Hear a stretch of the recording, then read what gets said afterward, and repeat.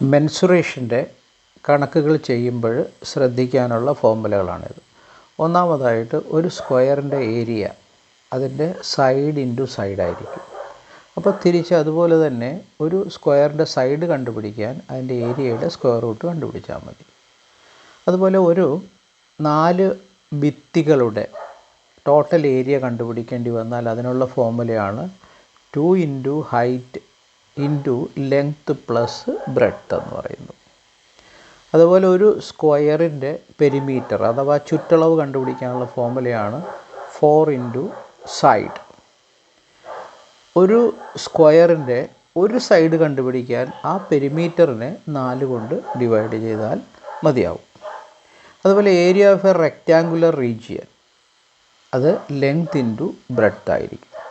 Perimeter of a rectangular region എന്ന് പറഞ്ഞാൽ 2 into length plus breadth ആയിരിക്കും.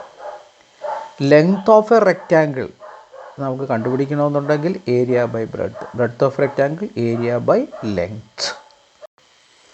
ഇനി ഒരു റെക്റ്റാങ്കിളിൻ്റെ ഡയഗണലിൻ്റെ നീളം കണ്ടുപിടിക്കണമെന്നുണ്ടെങ്കിൽ root of length squared plus ബ്രെഡ്ത്തിൻ്റെ squared.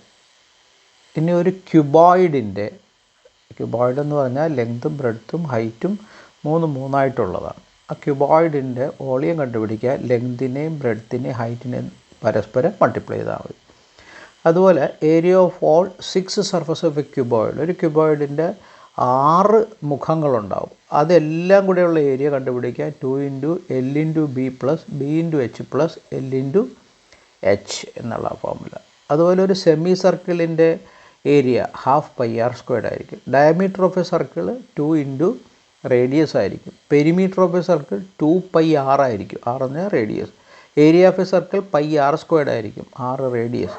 Area of a triangle ½ into base into height ആയിരിക്കും. Surface area of a face. അതുപോലെ volume of a cube L cube ആയിരിക്കും. ഒരു സൈഡ് എല്ലാണെങ്കിൽ എൽ ക്യൂബ് ആയിരിക്കും വോളിയം.